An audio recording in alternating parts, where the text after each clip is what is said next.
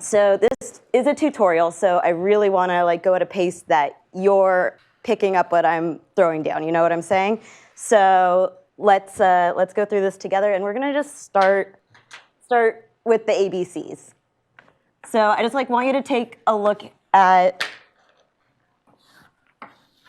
these shapes and tell me some things you notice about them. What's the same and what's different?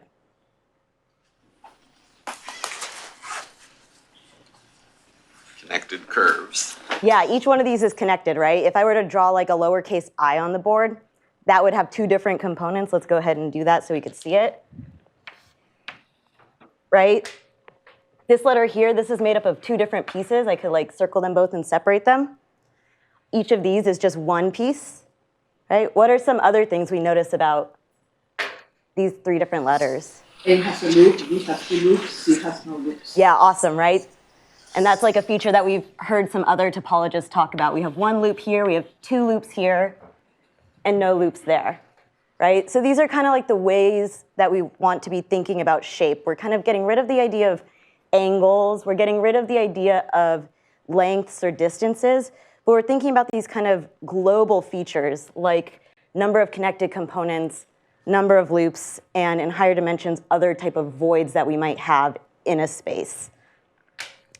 And so today I want to be talking about topological data analysis, in particular for matrices. And this is a field that really came about to talk about point cloud data, points that have locations in space, so you could describe the distances between them, and then do topology from that. But where we're going to start is with some binary matrices. And so here I drew for you two examples of 6x6 symmetric binary matrices. And if you take a look at the matrix structure, we can imagine that these are all ones. The black squares are zeros. There's a prescription to go from this binary matrix to this object called a simplicial complex. And if we look at these two different simplicial complexes we get out from these different binary matrices, we could see that they're picking up these different topological features that you all just saw for yourself, right? For instance, what's going on over here? This is more like the eye, right? It has two different connected components, no loops.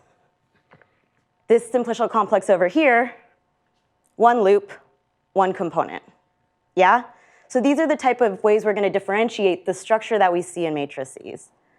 And why might we want to be using this technique? Well, I'm going to claim that we could get more information out of how pairwise relationships are organized. It's not that we're necessarily looking for higher order correlations or structures, but we're looking at the organization of pairwise information and what we could glean from that. And I just want to throw a caveat, or I don't know if it's a caveat, but the input to our data analysis pipeline in particular are going to be symmetric matrices. And that's just the state of the art for where the field is right now. Theoretically, they're working on developing these techniques for directed information. But that's not nailed down yet. So if you're interested in it and you want to do some math, it's a really cool open field. So we're going to have as our input a symmetric matrix. We're going to do a procedure, and the output that I'm going to be looking at and we're going to be talking about are going to be these things called Betti curves.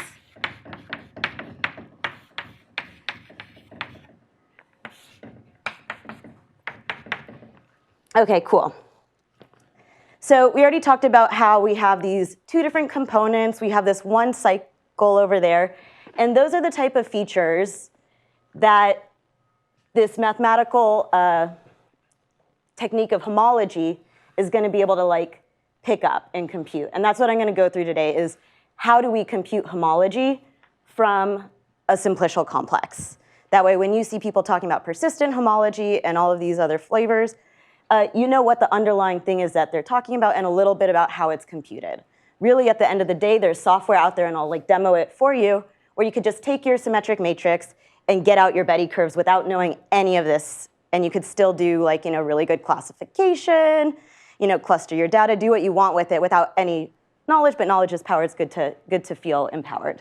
So where are we now? Okay, great. So homology is over 100 years old. It's mathematically rigorous, yet it's abstract, and that sometimes provides a bit of a barrier. A little bit about the history, because I think it's interesting. One of the early people thinking about topology was Poincaré, a mathematician, who was thinking about cosmology and the planetary motions in those dynamical systems. And he was one of the first people that really thought of these kind of abstract shape descriptors as something that might be important to describe dynamics. So that's just like a little bit about where this came from. Okay. So without telling you how we're going to go from matrix to simplicial complex, let's just start with how we get a simplicial complex. And the way we get a simplicial complex is with building blocks called simplices. So these simplices, these are our building blocks that we're going to build our simplicial complex from. And just a little bit of terminology, we call points 0 simplices. It's like a vertex. 1 simplices are edges. 2 simplices are triangles. 3 simplices are like tetrahedron. Tetrahedra. Is dra the singular? No, dra is the plural. Oh, okay. So I wrote it right on the board for the. Okay, great. Okay. And in general, because it's abstract, we could go as high as we want dimensionally. And so we could talk about n simplices, and what those are effectively clicks on n plus 1 vertices. So notice here that this 2 simplex, this triangle, is really like the convex whole of 3 different vertices, right? So 2 simplex has 3 vertices. So you label according to the dimensionality of the space in which you can embed the figure? No. So the idea is that because we're like in abstract land, these don't need to actually live anywhere. We just need the data of. One minus the number of vertices. Yeah, exactly. Exactly. And so let's see where I put this.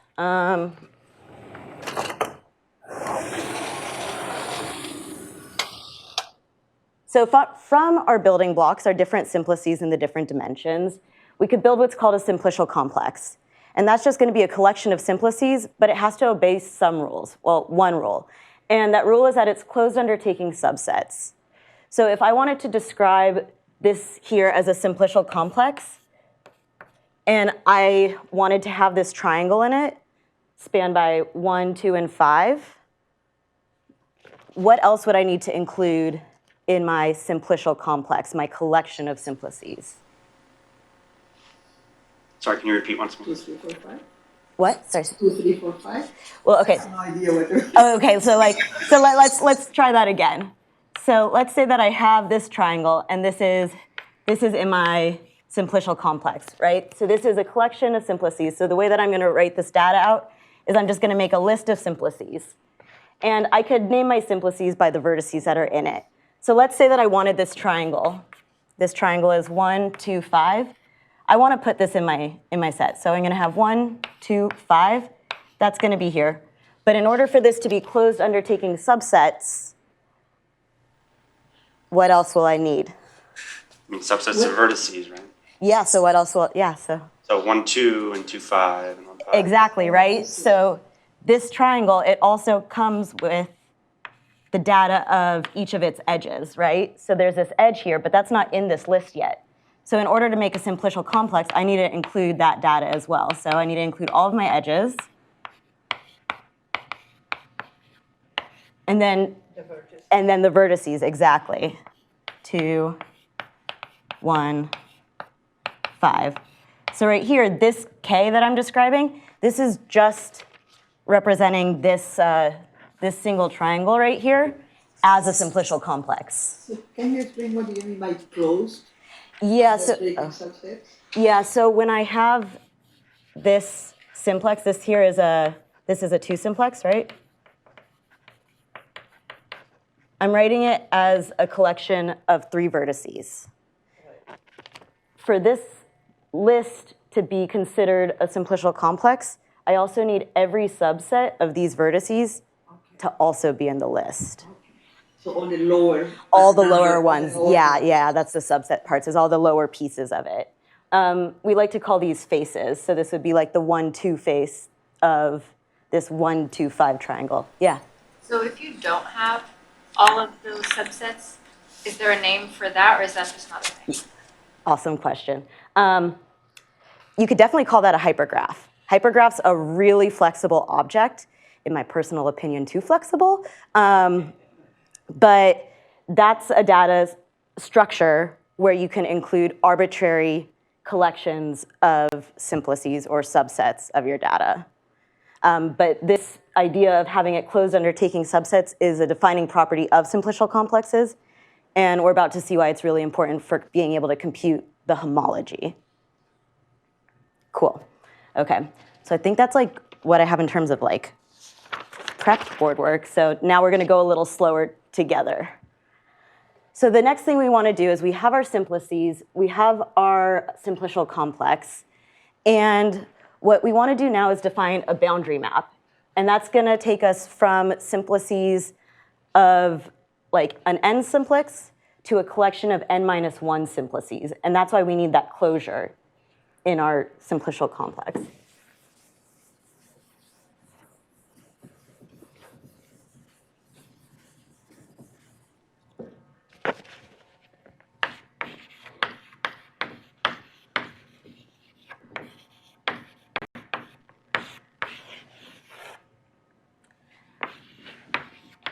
So we can define a map.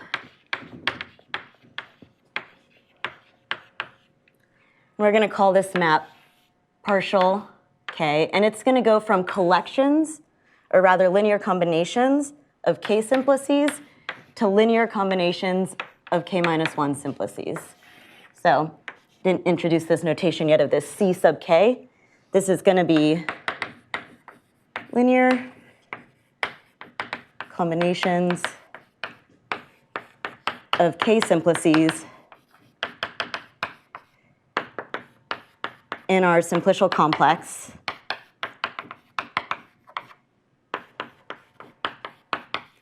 that we were calling fancy k.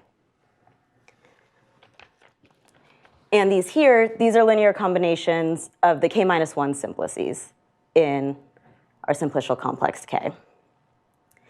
And since this map, let me note this is going to be a linear map, and because it's linear, we could go ahead and just define it individually on the k simplices. We don't need to consider all possible sums of the k simplices in our simplicial complex. I'm going to go ahead and write down what this map does in a second, but is that sitting okay so far? So if I go back to your example. Yeah. So that only if I want to go from 3 to 2. Yeah. There is only one object that is a simplex, a 3 simplex. And you want me to map that object into a linear combination of 1, 2, 2, 5, and 1, 5? That's exactly what we're going to do, and I would like, if like not like 100% there with the ideas, off by 1 with the vocabulary. So this triangle here, this is a 2 simplex, and we're going to send it to a linear combination of 1 simplices. Everything else, 100%, right? So that's exactly what I'm going to do here. Is I'm going to say I'm going to take my 2 simplex, which I represent as this set of 3 vertices, and I'm going to send it to this alternating sum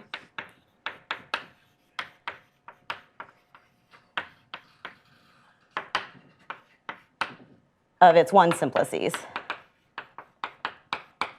Then in order to define what alternating means in this context, I need to put some additional information onto my simplicial complex. And that additional information is going to be called with vocabulary, we call it an orientation of the vertices. And so that's just going to be an ordering of the vertices. So in order to define this map, we need one more thing, which is just an ordering of all the vertices in our simplicial complex. And once we have that, we could go ahead and define this map.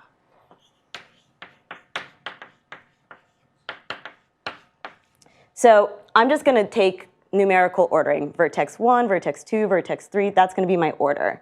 And so when I go ahead and I define the sum, the way that I'm going to do it is I'm going to leave out each of the vertices in order with a multiplication of 1 or negative 1 in the front. So that's how I'm going to get the alternating. So this is going to be, I'm just going to write it notationally. Let's see how I want to do this. This is not a great way for me to do it. Let's write it fully abstract. We're talking about going from CK to CK minus 1. So over here, we're going to have a K simplex. That's going to be represented by K plus 1 vertices. Let's just say they're ordered like this. I'm going to send it to this alternating sum of the K minus 1 simplices, where I'm going to leave out the ith vertex in the sum.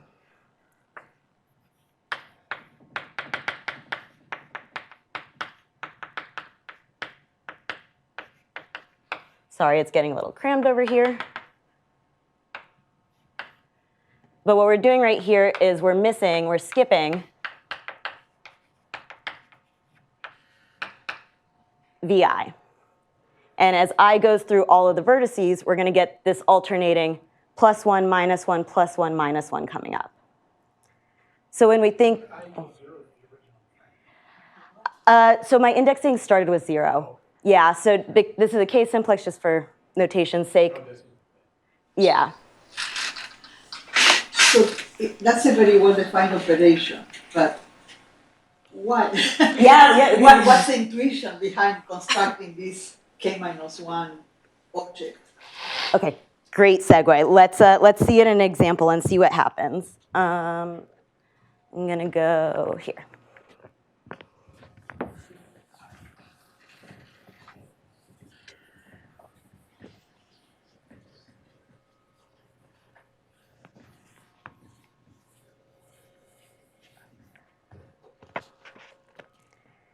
Okay, so just really quickly for a concrete example, working with our simplicial complex over here, we want to map from our linear combinations of triangles to linear combinations of edges. We only have one triangle. It's the triangle 1, 2, 5. And what we're going to send it to is we're first going to leave 1 out, so we're going to get a positive 2, 5 edge. Then we're going to be subtracting, we leave 2 out, the 1, 5 edge.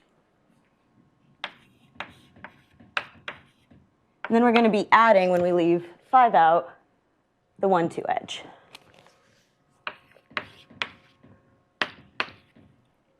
So this is our linear combination of edges, right?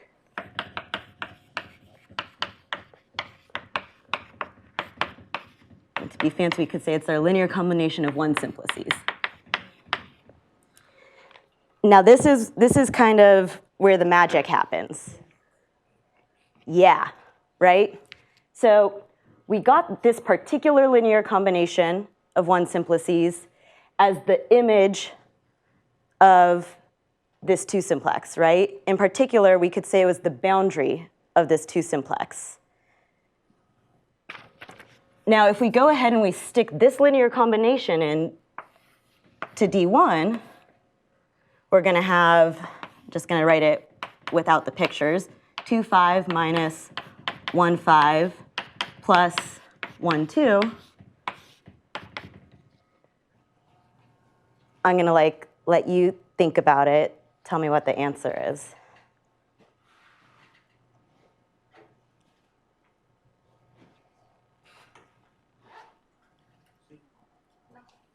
Okay, why? What would be the work I would draw over here? Well, first of all, we said it's a linear map, so I could do D1 on the first edge, right? And because it's linear, I could pull out the subtraction sign, and I could do D1 on the second edge. Then I have plus D1 on the third edge, right? And then when I go ahead and work out what each of these becomes, sorry for the board work, we're going over here now. This is going to equal, well, how do we work with this map? Well, we first leave out the smallest thing. That gets a plus sign, so we're going to have 5, and then we're going to subtract the next thing, these are vertices, not numbers, right? So the 5 vertex minus the 2 vertex, that's coming from this piece right here. Then I have my minus sign. Next, I have the 5 vertex minus the 1 vertex. And then lastly, I'm going to add the 2 vertex minus the 1 vertex. And we see plus 5 minus 5 cancels out. Minus 2 plus 2 cancels out. And minus minus 1 is a plus 1. Minus 1, that cancels out too. And we get 0, right?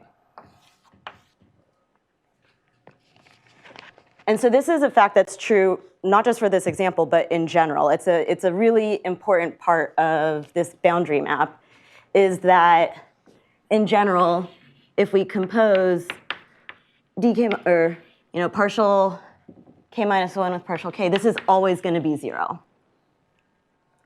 And this is what's going to allow us to define homology. Before we get there, I want to show, oh, sorry, yeah. So there is one more rule.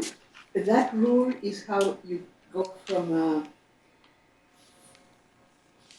a k simplex to a linear combination of k minus 1 simplexes.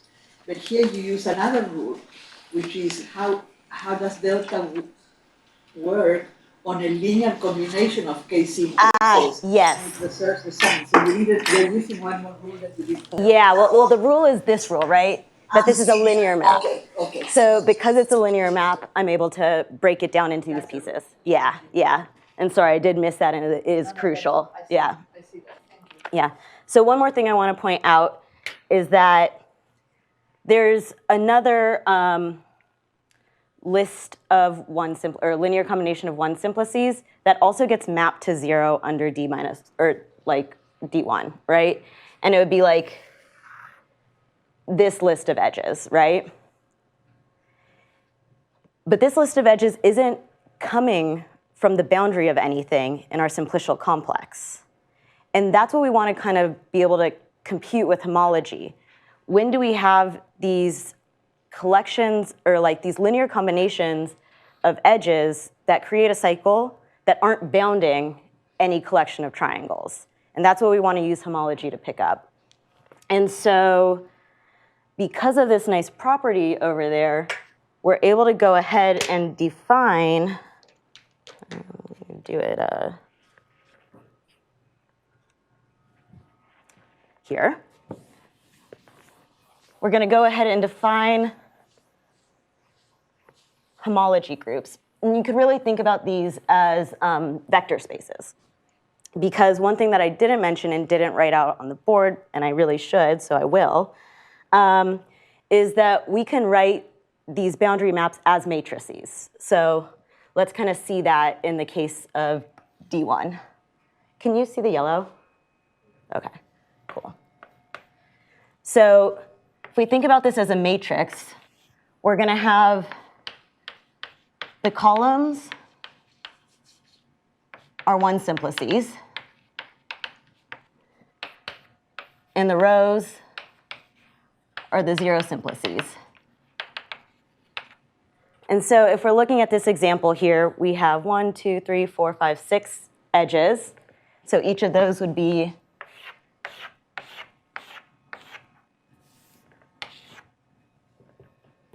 oh, that was fine. Okay. And so we could label each of these. This could be the 1, 2 edge. This could be the 1, 5 edge. We could have the 2, 5 edge next. This ordering doesn't really matter. We have an edge 2, 3, 3, 4, and 4, 5. And then the rows are going to be the vertices. We have 5 of those.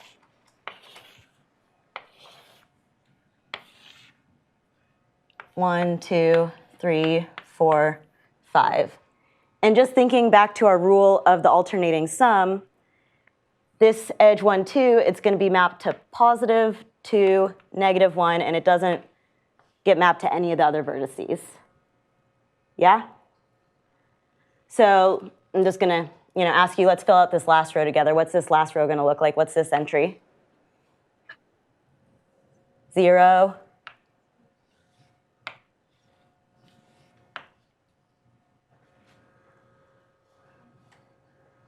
It's +1 or -1, right?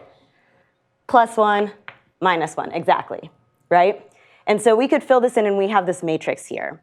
And matrices are something we're probably more familiar with. And matrices have kernels, the things that get mapped to 0, and they have images, the things that it maps to. And we could go ahead and we define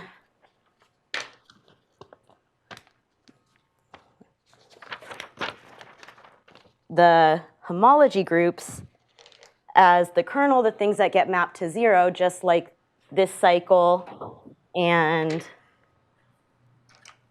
this cycle, right? We have both of these collections of, or linear combinations of one simplices. They both get mapped to 0. They're both in the kernel of D1, but only this one's in the image of D2. And so the kth homology group of our simplicial complex fancy K is going to be the kernel, all the things that get mapped to 0, the closed cycles, so the kernel of dk, but we're going to discard, we're going to quotient out by these cycles that get filled in by some collection of higher dimensional simplices.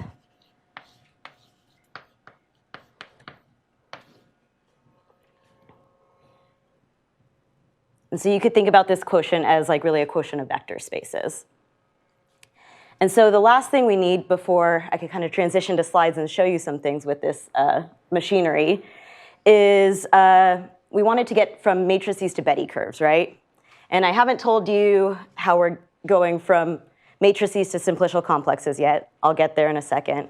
But from the, let's put some words on the board, from these homology groups, we could get to these Betti numbers by just looking at the dimension of this vector space. So this is the kth homology group of our simplicial complex K. And then the last thing we want to just say is that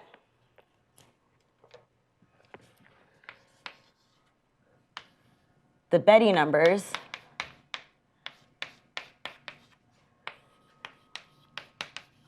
are the dimensions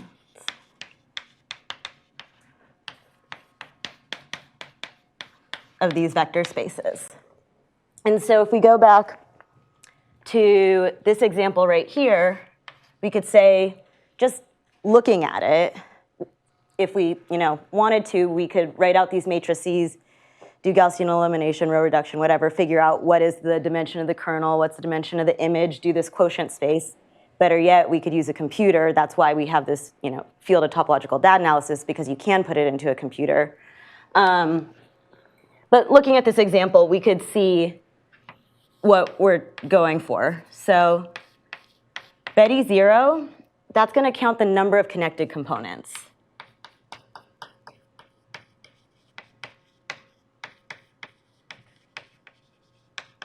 And when we look at this simplicial complex, it's one connected component. So Betti 0 is going to be 1. Betti 1, that's going to be counting the number of loops, right? Those number of one-dimensional holes. And here we have one of those, so that's also 1.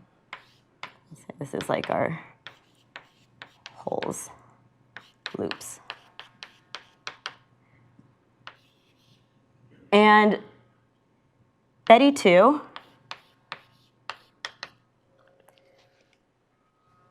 we don't have anything going to 0, and we don't have it mapping to anything. So that's anything mapping to it, so that's also 0.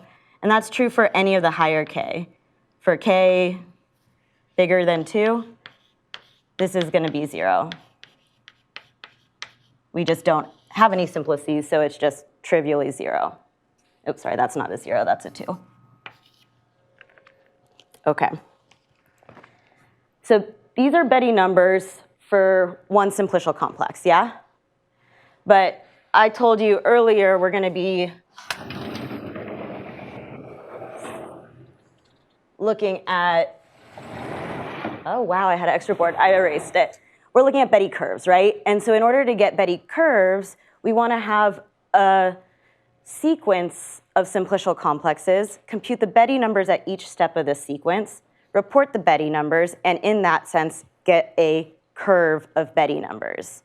Now, how do we get a sequence of simplicial complexes? That's kind of up to the user. I'm going to show you one way that we could get a sequence of simplicial complexes from a matrix.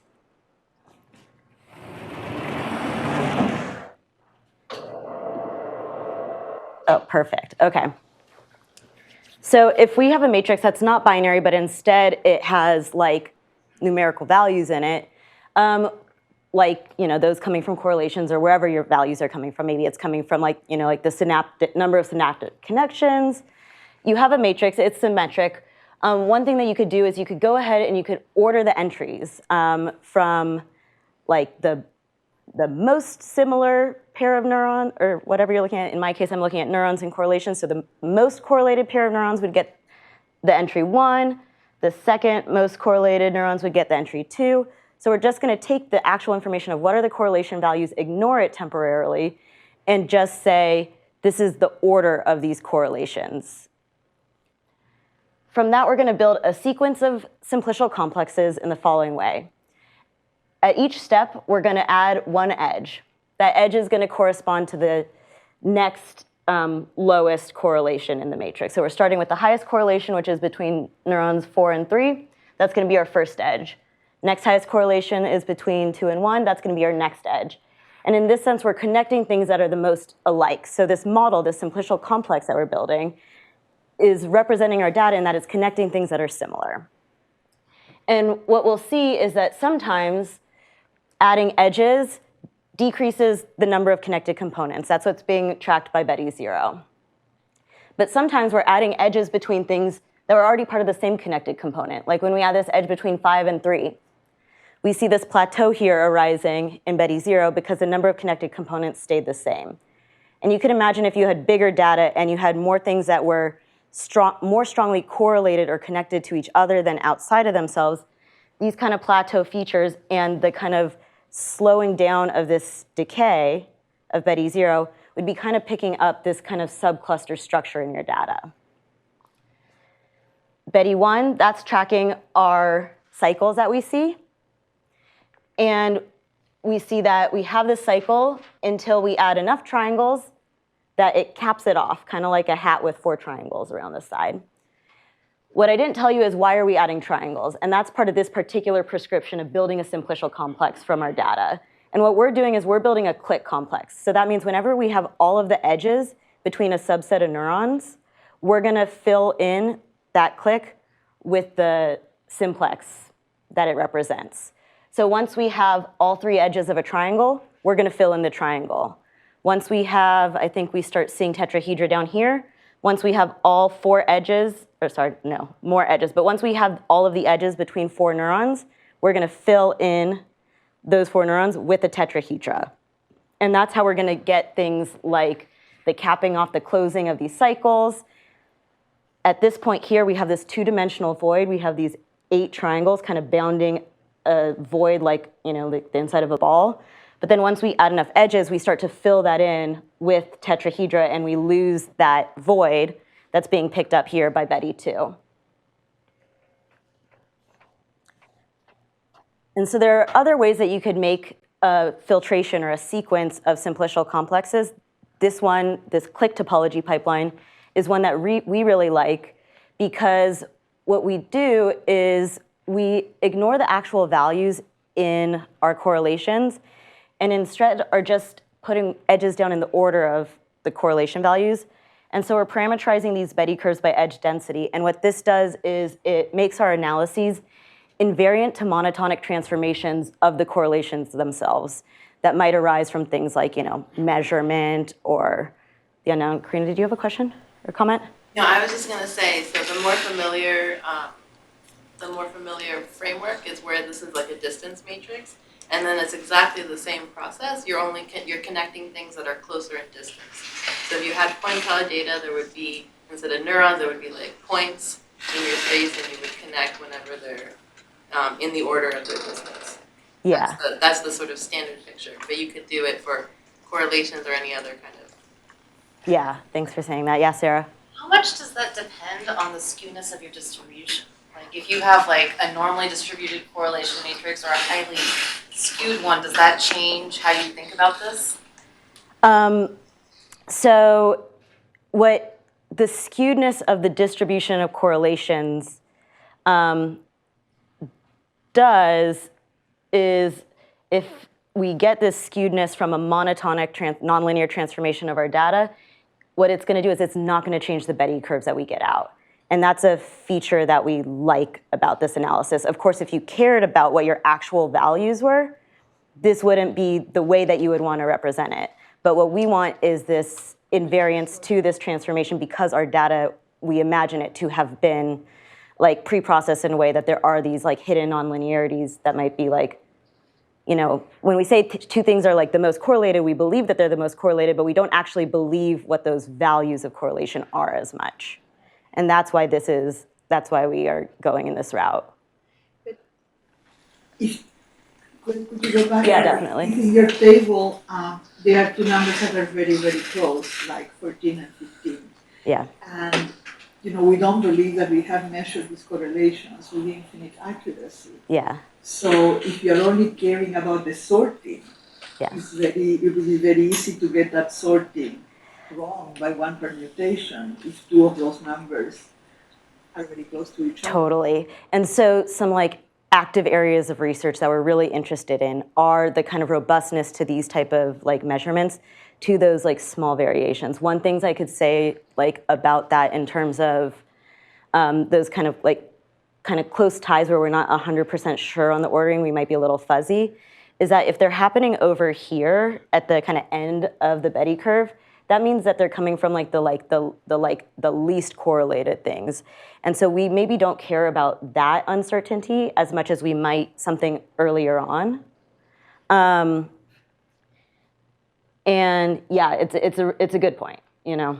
And that might be another reason where you might want to do an analysis where you're actually looking at what the correlation values are. And what that would do is it would just, you know, like expand and contract this axis in different places. Yeah. So one thing we saw was that these Betti curves, when we're using this click topology pipeline, where we parameterize the bottom by edge density, the monotonic transformations of our data give us the same Betti curves, and that's something we're really like interested in. Something that gives us very different Betti curves are when we take the exact same values in this matrix, but we shuffle where they are, which pairs of neurons they belong to. And what that's showing is that this topological analysis is really teasing out the organization of these pairwise relationships within the matrix. And so, yeah, I think that's what I want to say on this slide. Singular values can be really sensitive to nonlinear monotonic transformations. They might give you signatures of high dimensionality, low dimensionality, and that might be a red herring if really the data has been, you know, processed in a certain way. On the board, you were using a different rule to go from matrix to simplicial complex, and here, this is something that you're using like specifically for these complete correlation matrices. So to go from here to here, same rule. I did a click complex. But so here you have like zeros and ones, and here you So complete matrix. yeah, well, so you can imagine that if I go back to this slide, you could imagine that what I'm doing at each step here is just froze at thresholding. one, yeah. Exactly. So we could think about this as like just like a screenshot somewhere in the middle. Yeah. Thanks for pointing that out, because yeah, I really didn't tell you that these simplicial complexes that I drew, I was using the prescription of a click complex to get them. Yeah. Okay, so I think, okay, so yeah, I want to show you this. Okay, so two ways that you could get some cool features out of time series data. If you have these 6 time series up there and you get the correlations, you could see by eye that we have kind of two clusters of neurons that are firing together, the top 4 and the bottom 2. And we see this plateau here in Betti 0 at 2, saying there are kind of two clusters of neurons. That's one feature that's interesting. If we see neurons kind of firing sequentially and then looping back around and like repeating the sequence, we see that we pick up this nice 1 cycle in Betti 1. So these are just some features coming from time series, 2 correlations, 2 Betti curves, where we could interpret what it is that these Betti curves are kind of picking up. Betti curves for random IID symmetric matrices have very stereotypical behavior, where I'm not showing you Betti 1, but I'm showing you not showing you Betti 0, showing you Betti 1, 2, and 3. And we see that they have really high magnitudes and they increase in their maximums with dimension. And this is in contrast to Betti curves that are constructed, like Karina was pointing out, from distances between points in Euclidean space. So if we take, instead of correlation matrices, distance matrices of points in Euclidean space, and we look at their Betti curves, we see that they're much lower magnitude and they decrease in terms of their maximum values with the homological dimension. So we see that we could distinguish random symmetric IID structure from geometric structure using Betti curves. And another thing that we're really interested in is using these Betti curves to tease out low rank structure. And something we see in these 2 different models of low rank structure is that we have really little Betti 1 and Betti 2. In fact, in this model, they like pretty much disappear for these low rank models. Yeah. One other thing that we like to do, if we want to do statistics, we might not want a whole curve to work with, so we might just want a single number. So taking the area under the curve has been a nice proxy for, in terms of the Betti 0, getting the rate of decay that's kind of related to the area under the curve, because this curve can only go down. It'll start at the number of neurons you have, and it'll plateau at 1. And I think that's what I want to show you from here. And I'm just going to flash up. Let me know. OK, so I was talking to Gwen yesterday, and I got excited about oh, yeah? Quick question. If you had a point cloud, and then you had a densely sampled version of the exact same point cloud. Wait, sorry, say this. So you had a point cloud of Yeah. 10 points. Mm-hmm. And I had sampled it, upsampled by a factor of 10. Yeah. You get 100 points, exactly the same point cloud, in the same space. I would have 10 nodes in one and 100 in the other. How would their Betti numbers, the curves be different? Let me see if I'm, hope there's nothing embarrassing on there. Let me see if I'm understanding what you're saying. You're saying you have like this one point with like multiplicity 100, and then like these points over here that are just like, you know, a single point.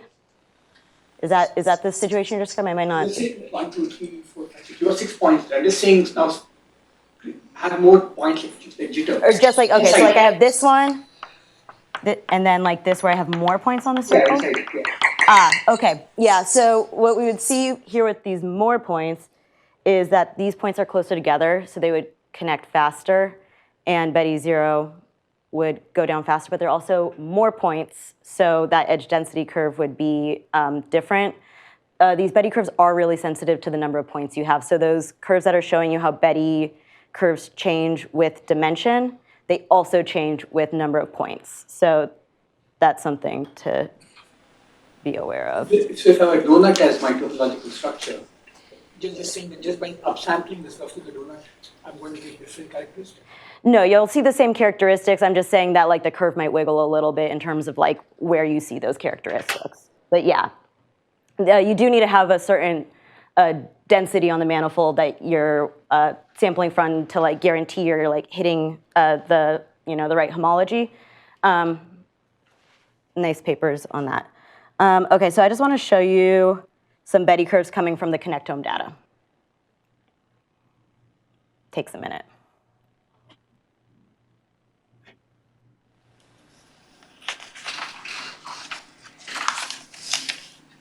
Which tool do you use? Which software for that? Okay, oh yeah, sorry, I'm like supposed to say this now too, and I didn't do it. So under the hood, I'm using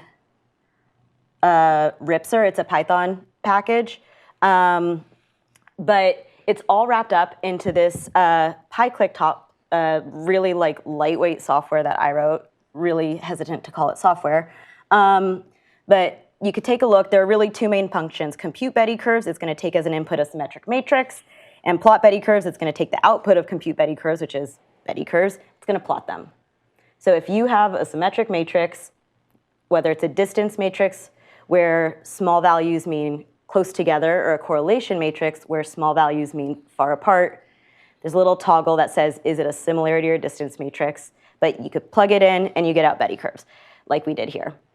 So what we're looking at here are the what are they? The PN, A, and B neurons, and the EPG neurons. Yeah. And we know that these synaptic connections are not symmetric, so as an analyst, I had some choices to make. I symmetrized it in 3 different ways. I'll show you those. This is one of them. What I think I did was I multiplied the matrix with its transpose in one direction. I did it in the other direction. We could contrast that. I think there's really interesting interpretations there. Other way I did it was I just added the two together. So we're looking at either the, like the reciprocal edges in different ways, or reciprocal synapses, or just the union of these synapses. Here it's the reciprocal ones.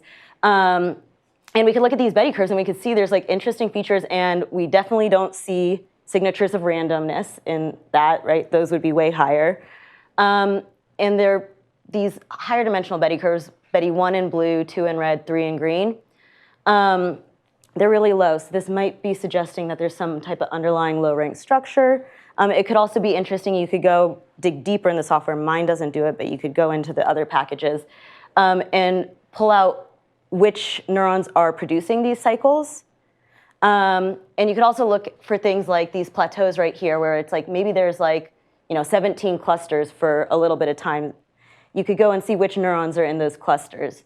So that's, and then it looks like there's this plateau right here that's like at about 2 for a good stretch, saying maybe there really are these 2 clusters of neurons would be, yeah. Maybe you said it already. You ordered by like decreasing number of synapses, or how do you order the? How do I order what? The neurons. Oh, I didn't. I didn't order them. I just pulled them out. Oh, but I mean for the click topology, you said you need to give an ordering. Oh, the ordering, it doesn't come into the output that you get. It's just something you need to do to compute the homology, but it doesn't affect the homology computation. So you could order these neurons however you want, and you're going to get the same Betti curves. That happens under the hood. No one touches it. Like, I don't touch it. Yeah. The values, are they descending numbers, like they're more similar if there are more synapses? Yeah, more similar if more synapses. Okay. Was that the question? Yeah. Sorry about that. Yeah, thanks for, yeah. More synapses, more similar. Yeah, that's what we're doing here. And then I'll just show you one last thing, and then we'll wrap it up. This is not sized correctly, but, oh no, where did everything go? Okay, there we go.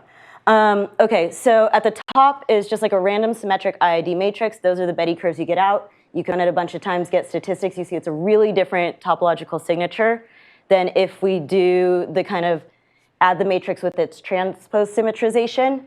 Here we see the Betti curves are much lower magnitude, and this could be possibly a signature of some underlying geometric structure, because it's certainly not random. And then when we do the multiplication with the transpose in the 2 different ways, something we see is different structure in both cases. So I'd be really curious to learn more about like what that's saying. Yes, Sarah? Because let's say X is even a rectangular matrix that connects region A to region B, or a certain set of neurons to a different set of neurons, not necessarily even the same number. When you do X transpose, you go from A to B and back to A. Oh, so and when you do X transpose A, you do from B to A and back to B. So you're creating an effective self-connectivity of the region by going to the other, by allowing for... That would be the case if I started with the square matrix, and I hear you on that, but I started with square matrices. So my matrices were always including all of the, what are they called, PEN neurons and all of the EPG neurons. Right. So I always had a square matrix, it just wasn't symmetric. But even if it's not square, there is one set of, even if it is square when you begin, Yeah. so the dimensionality will be the same for x transpose and for x transpose x. But in one case, you have a set A of some neurons and a set B of different neurons. So I see what you're from saying. A to B and back to A Yeah. versus from B to A and back to B. So you're creating an auto-connectivity in A mediated by B Awesome. versus an auto-connectivity in B mediated by A. So they are different matrices. Yeah. You get symmetric matrices that are different and are asking a different system. You're looking at a different property of the system. Yeah. Awesome. Great. I'd love to think more about like what that could mean, this like, A transpose A multiplication and the different, 0 minutes. Okay, here we go. That's all I wanted to show you. Thank you.